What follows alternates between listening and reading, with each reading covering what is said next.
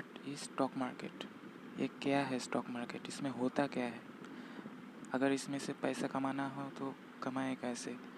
ये सब जानने के लिए जुड़े रहिए इसी वीडियो पर। स्वागत है आपका इसी YouTube channel the stock market analyser पे।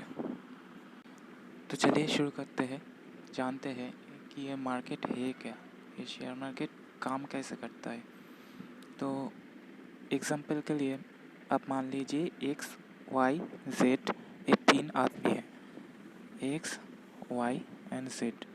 एक्स के पास 10,000 रुपीज़ है, जिसमें से वो एक बिज़नेस शुरू करना चाहता है, पर उसके लिए ये 10,000 रुपीज़ काफ़ी नहीं है। तो एक्स क्या करता है, वाई को बुलाता है और उसमें से 5,000 रुपये मांगता है बिज़नेस स्टार्ट करने के लिए। एंड वो एक्स जेड के पास दोबारा जाता है और उसमें से भी 5,000 रुपये उससे मांगता है ये बिज़नेस शुरू करने के लिए। अब टोटल कुल मिलाकर हो गया 20,000 रुपये, जो उसके बिज़नेस के लिए काफ़ी हो गया। अब वो अपना बिज़नेस स्टार्ट कर सकता है, उसकी कंपनी खोल सकता है, या वो जो भी कर सकता है 20,000 रुपये से वो बिज़नेस कर सकता है। तो अब ये बिज़नेस हो गया एक्स का, पर इसमें से वाई और जेड ये उस माने उस एक्स कंपनी के 25% वाई एंड 25% जेड होल्डर हो गया, शेयर होल्डर हो गया। तो एक्स के पास है 50 रुपीज़, 50% एंड वाई के पास है 25% एंड जेड के पास है 25%। अब भविष्य में जितना भी मुनाफा होगा या लॉस होगा वो सबको झेलना पड़ेगा।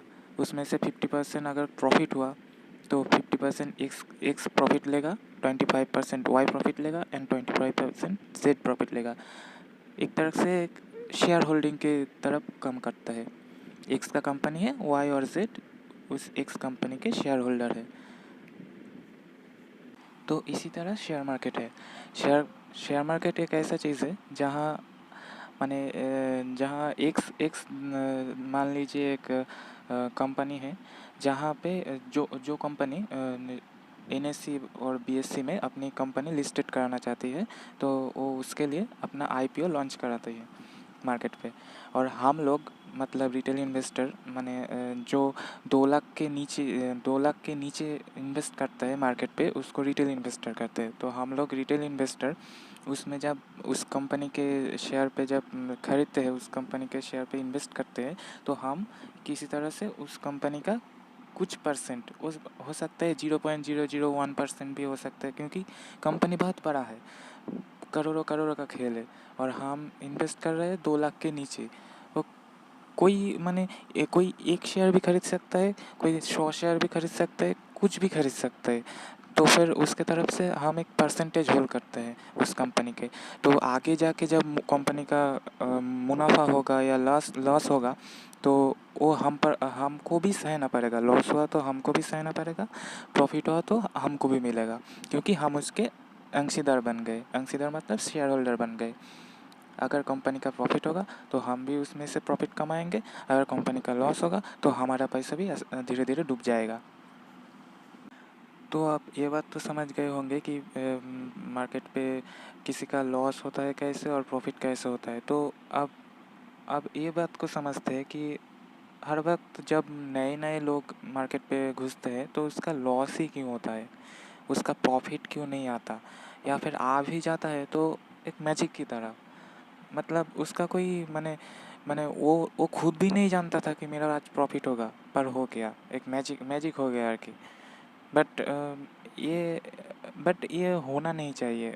ये होता क्या है, ये आप लोगों को हमने समझा होगा कि ये होता कैसे।